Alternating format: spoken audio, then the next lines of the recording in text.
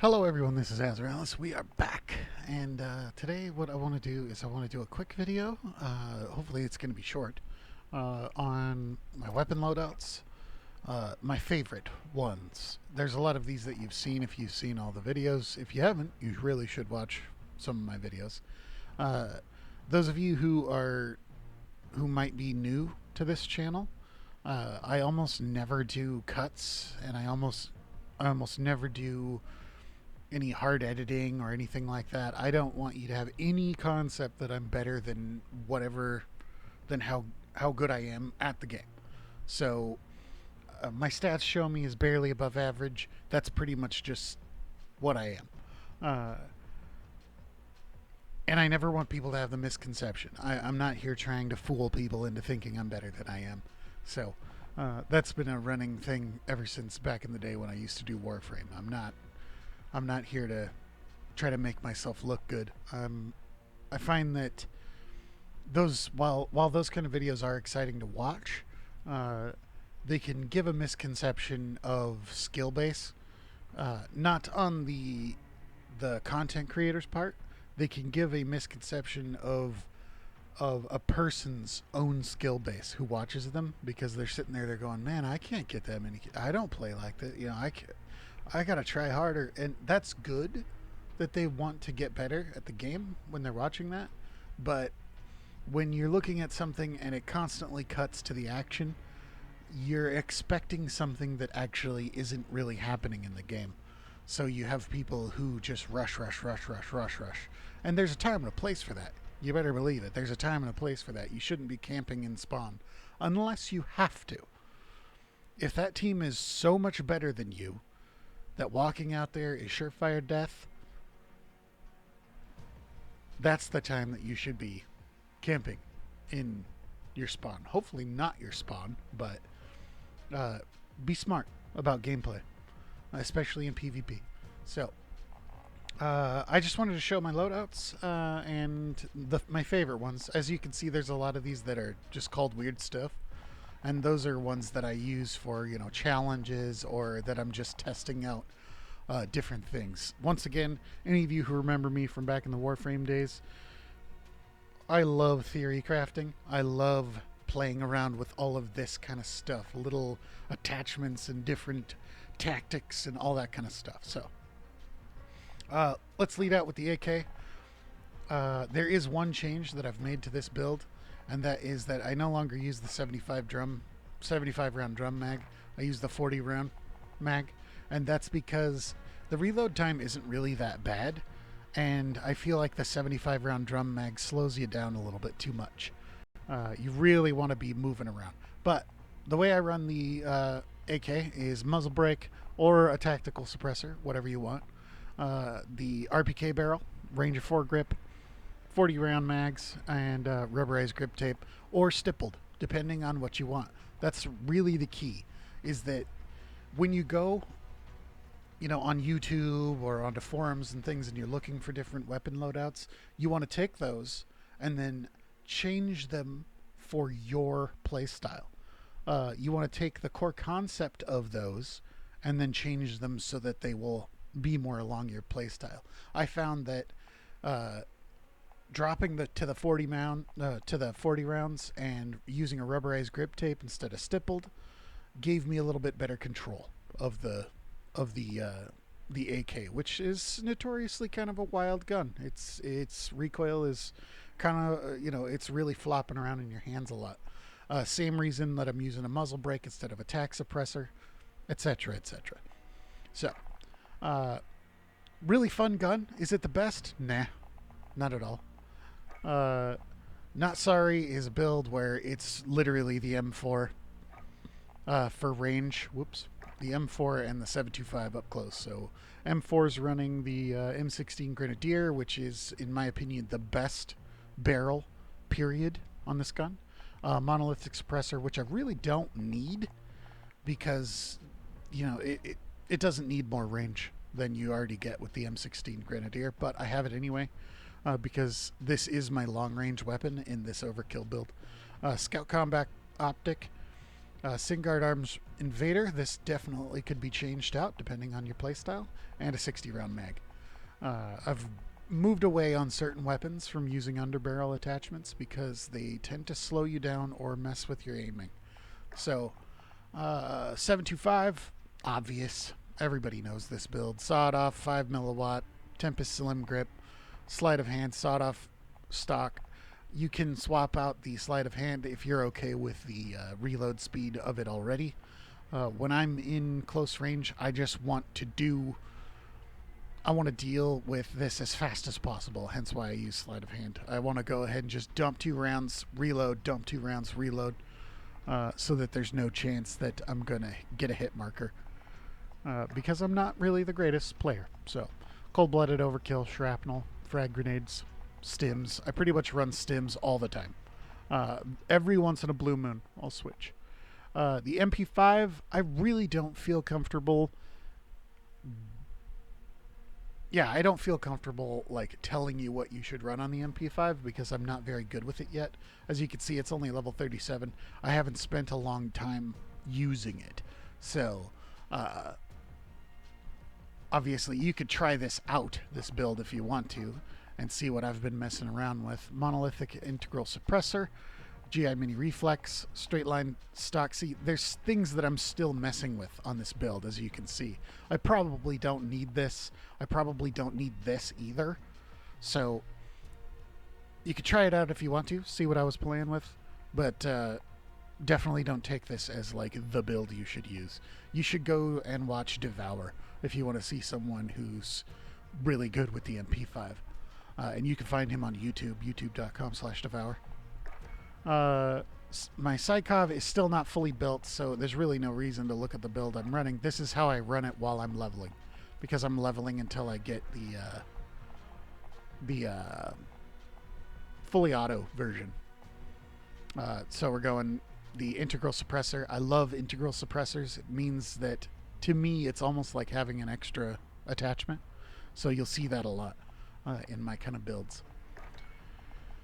All right, Cold-Blooded Ghost Shrapnel, because I've gone back to being a total jerkface in TDMs, because a lot of people have been influenced by influencers out here on YouTube, Twitch, all that kind of stuff, to lean away from using Cold-Blooded and Ghost, and I find that more times than not, I get the drop on people more while I'm using Cold-Blooded and Ghost.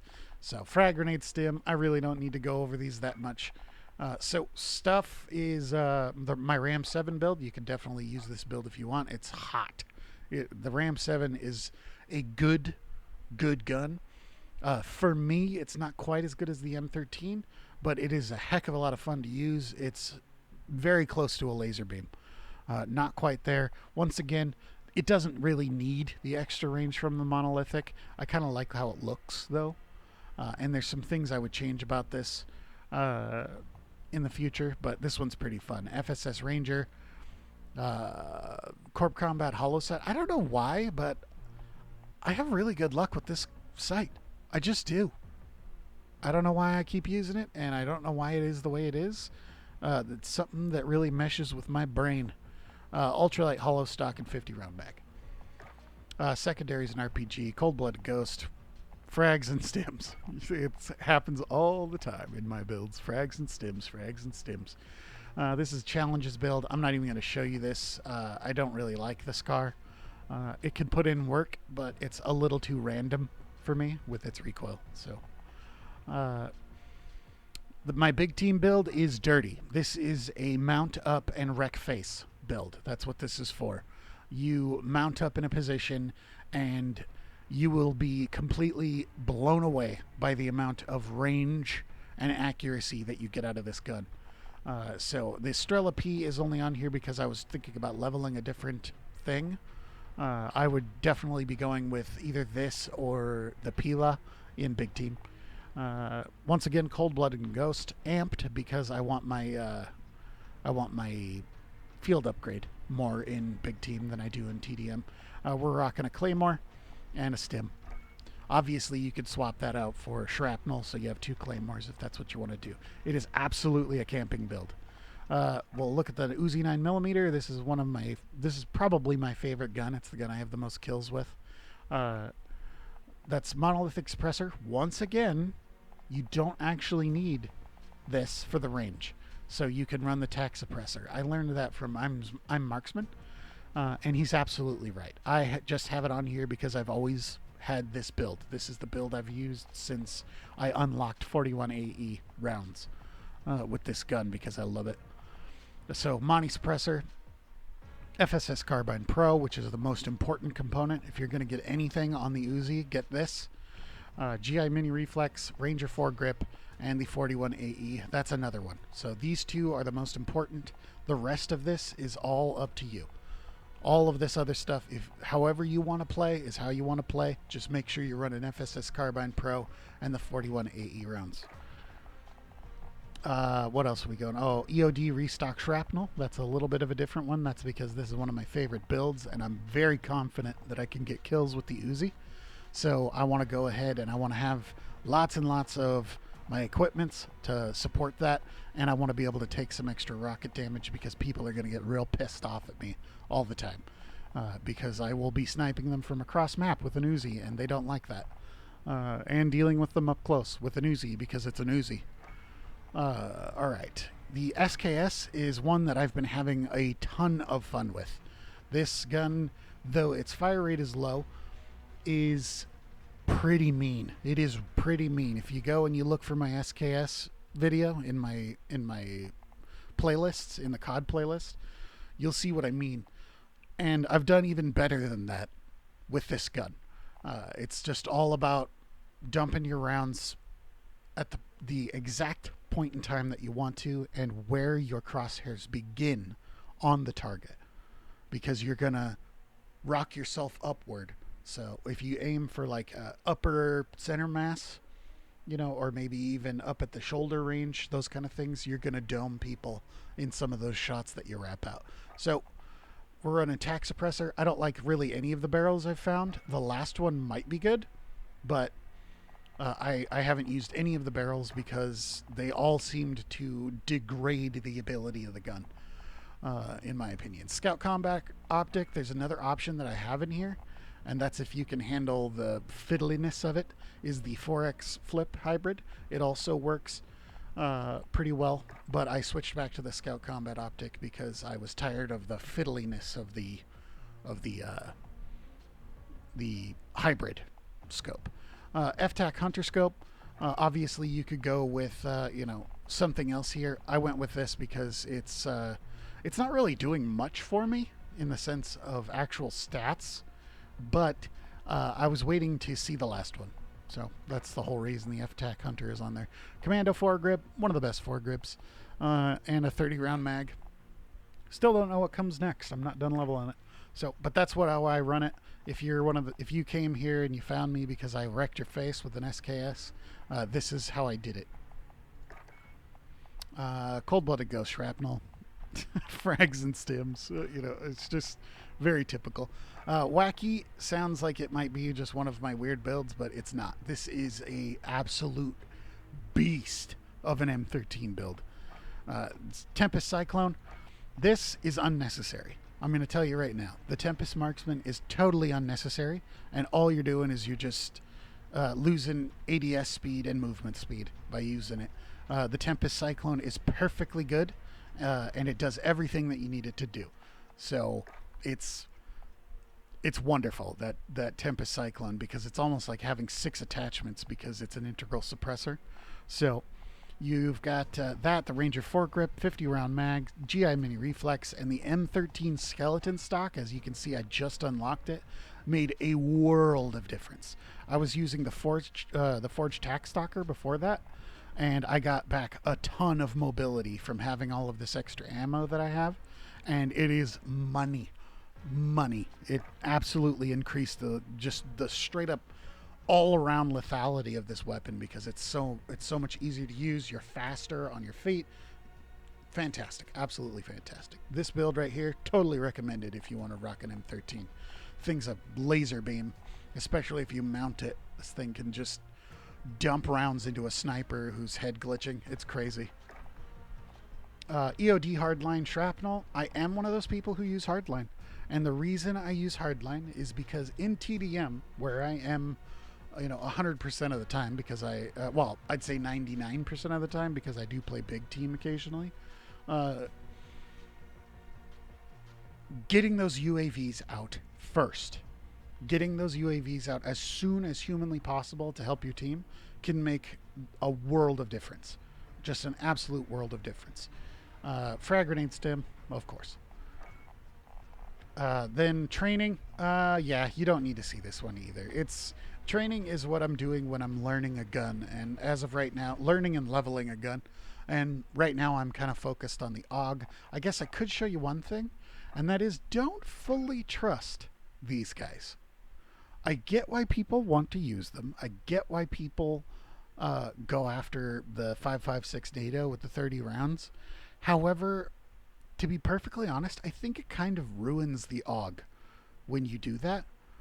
And you would most likely be better off running an AR instead of this AUG.